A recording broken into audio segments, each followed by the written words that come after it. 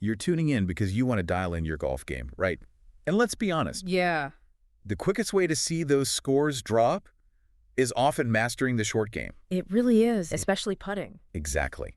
So today, we're plunging into Zen in Golf, the short game, Volume 3. Great resource. Think of this as your fast track to really sharpening your play around the greens, those crucial putts. And it's aimed squarely at people serious about improving that part of their game. The author makes that clear. Right, it's for dedicated players seeking excellence. Absolutely. So our mission here in this deep dive is to pull out the key wisdom from the book Mm-hmm. and make it practical. Actionable insights you can use, like right away, to understand and improve your putting. We're not just skimming the surface then. No, definitely not. We want to get to the core stuff that can genuinely make a difference on the green. And it's interesting, it's not just technique, is it? The book really weaves in Zen philosophy. That's a huge part of it, that Mhm. mind-body connection, which is so critical in golf. Yeah, and it kicks off with that story about Emiliano, the last Leaf tournament. Oh, yeah, great example. Shows that short game mastery under real pressure. Perfect illustration. Okay, let's unpack this. The book jumps right into Zen principles for purposeful putting. What are the big ideas there? Well, what's really fascinating is how directly it links Zen concepts to the actual act of putting. Okay. So the first core principle is mindfulness. Right, mindfulness. We hear that a lot, but what does it mean on the green specifically? It's not just general awareness. Think of it as actively quieting that internal noise, the chatter about your last bad shot or the pressure of the next one.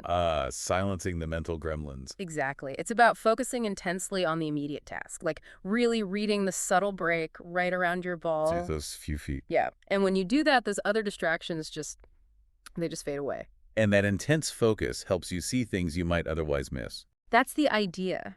That heightened awareness of the micro details, that's often where you find those subtle clues for a better read. It becomes almost like a meditation in motion. Meditation in motion, I like that. So a clear mind helps you see the line better. Makes sense. What's the next Zen principle for putting? The next one is simplicity. This is key. Simplicity, how so? The book really pushes for simplifying both your putting stroke and your mindset. A lot of golfers may be trying too hard for precision. They overcomplicate things. Guilty as charged sometimes. We all are. Simplicity here means finding, say, the one or two key things that give you a good roll consistently. Maybe it's just a stable lower body Mhm. and a smooth pendulum motion with the arms, and then consciously letting go of the urge to micromanage every little muscle. Trusting the simple approach. Exactly. Trusting that a simpler, more natural movement often unlocks a more effective and crucially consistent stroke, freeing yourself from mental clutter. It's funny how we often think adding more complexity is the answer, but sometimes stripping it back. That's often exactly what's needed, especially in putting. Okay, simplicity. Now, golf, and putting especially, it demands patience. How does Zen view patience? Well, the book explains patience as something much deeper than just, waiting for the ball to drop. Okay, more than just not throwing your putter. Yes, hopefully more than that. In the Zen context for putting, it involves really keen observation Observation of what? of everything, the green, the wind, how you're feeling, and making informed decisions based on what you actually see and feel right then. Informed decisions, right? And crucially, a missed putt isn't seen as just a failure, Oh, how is it seen? as information, a learning opportunity. What did the ball do? Why? Data. Exactly. This patient view builds emotional resilience. It helps you keep a steady mindset even if you lip out. That totally reframes those awful three putts. They're feedback, not disasters. Precisely. It helps you maintain calm and confidence. Okay, mindfulness, simplicity, patience. What other Zen concepts help us make more putts? Next up is connection. The idea of connection. Connection between what? Between you, the player, your putter, the ball, and the green itself. It's all interconnected. Okay. It's about developing this heightened sensitivity to subtle environmental cues. How even a tiny bit of wind might affect the roll. Things you might normally ignore. Exactly. Or tiny changes in slope near the hole. And it's also about being aware of your internal state. Like your emotions. Tension. Yes. How are you feeling? Are you holding tension? Because that will subtly affect your stroke. This awareness turns putting into more of an intuitive dialogue. So it's like developing a feel that's more than just the mechanics.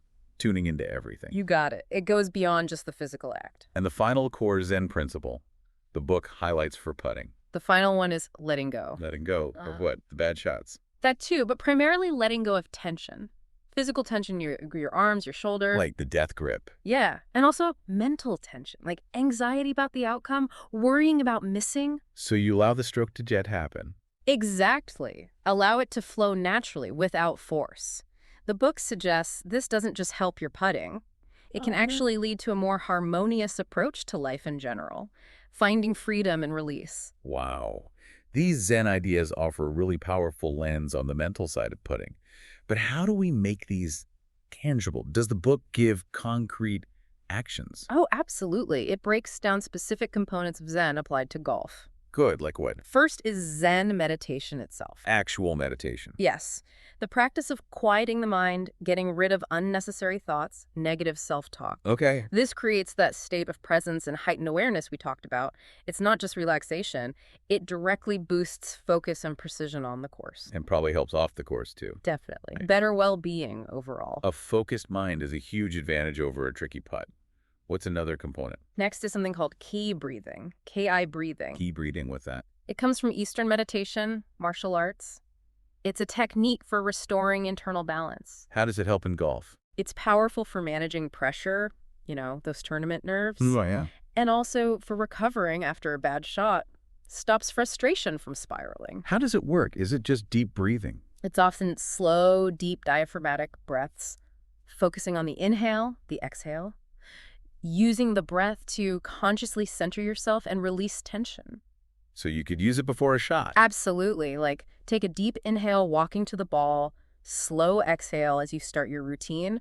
Really practical. That sounds like a great tool for handling golf anxiety. What else from Zen helps our game? Concentration, that's another big one. Concentration. How is it framed here?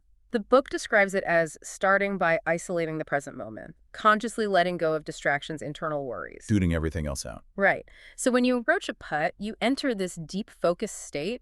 You meticulously check everything, wind, slope, green texture, right around the ball. All the little details. All of them. This intense focus allows for a much more accurate read, a better feel for the path to the hole, minimizes the impact of past shots, promotes calm. Intense focus on the here and now makes total sense for reading greens. What's next? Patience comes up again here.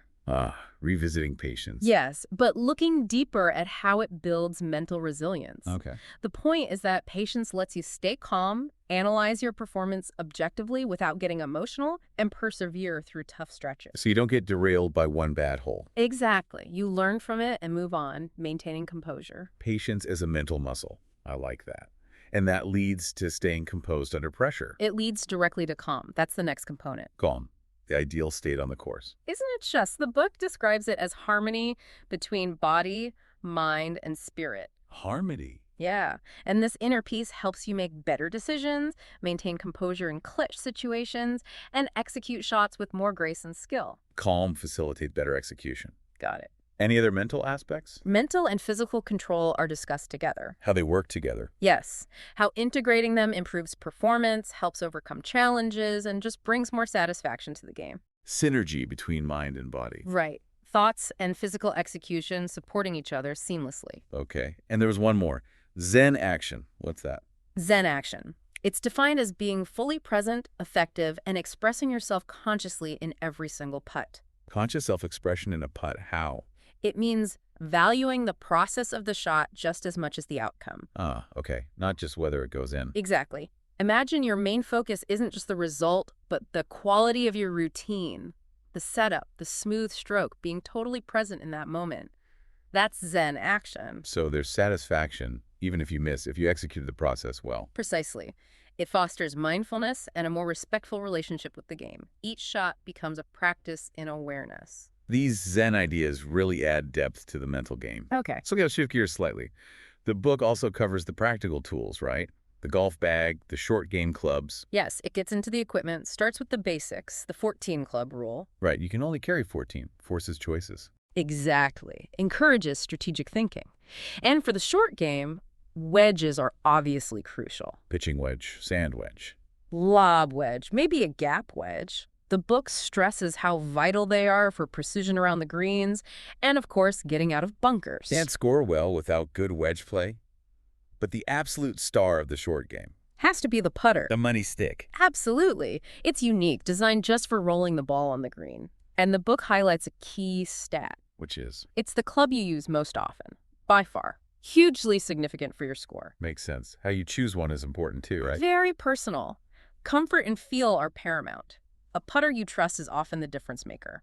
Blade putters, mallets, lots of options now. Huge variety in designs, technology for alignment, balance, feedback, and that stat again.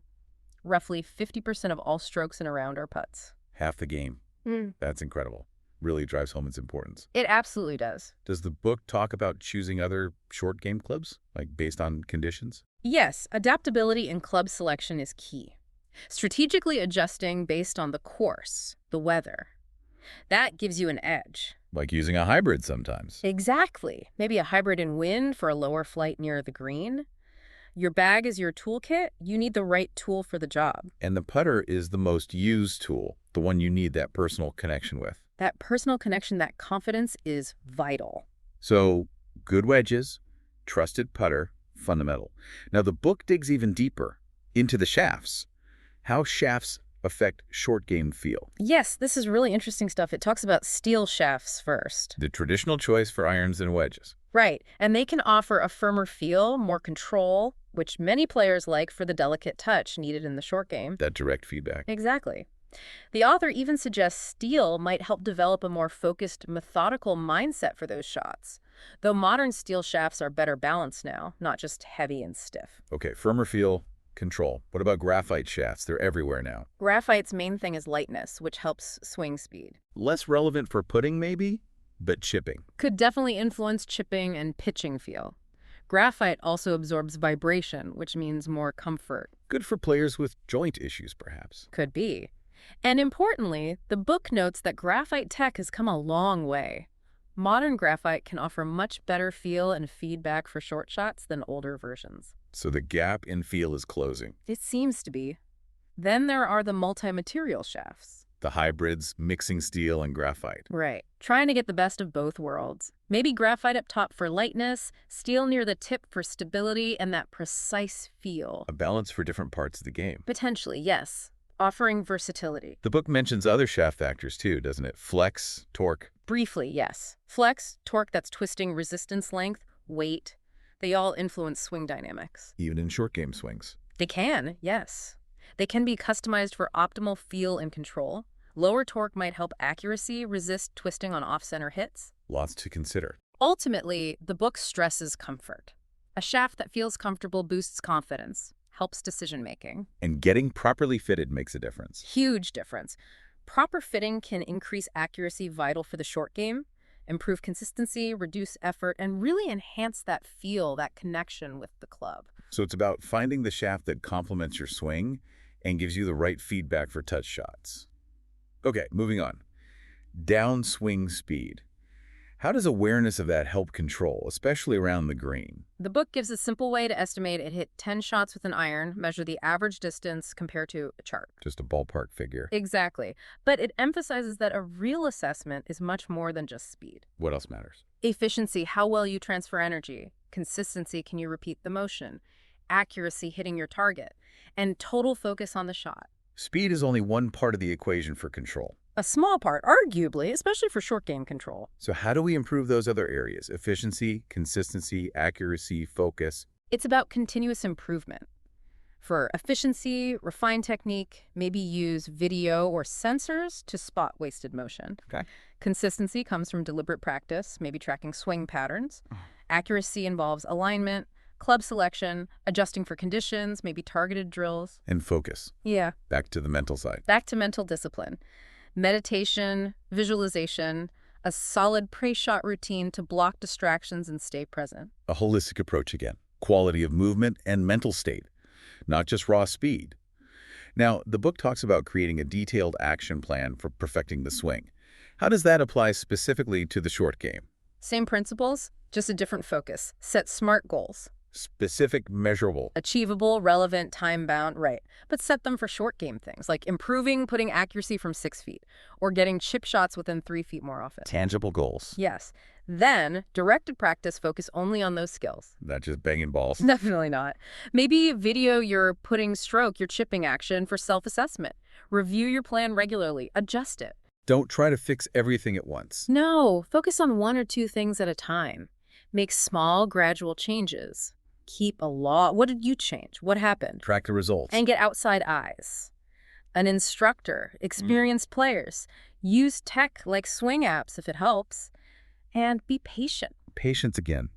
That structured approach makes sense for real improvement. The book also has a golf efficiency checklist. How can we use that for the short game? The checklist gives you specific metrics to track. For the short game, you'd focus on Putts per round? putts per round, absolutely. Putts per green in regulation GIR, average approach distance to the pin. How close you're getting it. Exactly. Maybe chipping efficiency, like up and down percentage, bunker success rate. If the book details those. Right. By tracking these stats round after round, or in practice, you see clearly where the shots are leaking away in your short game. Pinpoints the weaknesses. And lets you monitor if your practice changes are actually working. It makes improvement measurable. Quantifying performance to guide practice. Smart. Okay, finally, the book ties together the technical and mental skills for the short game. What's the interplay there? It stresses they're inseparable. Mental skills are just as vital as technique. Like confidence. Confidence is huge. Strengthened by meditation, Kai breathing, recalling past successes. Building belief. Then emotional control. Managing frustration, anxiety. Using mindfulness, acceptance. Not letting bad shots derail you. Crucial for consistency. Then decision-making under pressure. That relies on your pre-shot routine, practicing tricky scenarios. Preparing for the pressure moments. Visualization, mentally rehearsing successful putts and chips. Very powerful. Seeing it happen first. Your pre-shot routine itself needs to be solid, consistent.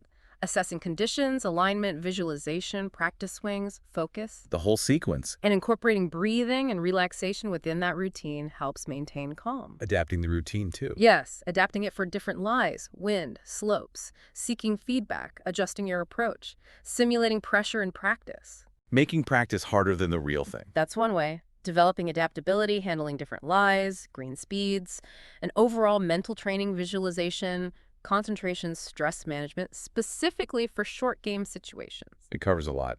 Even reviewing practice mindfully.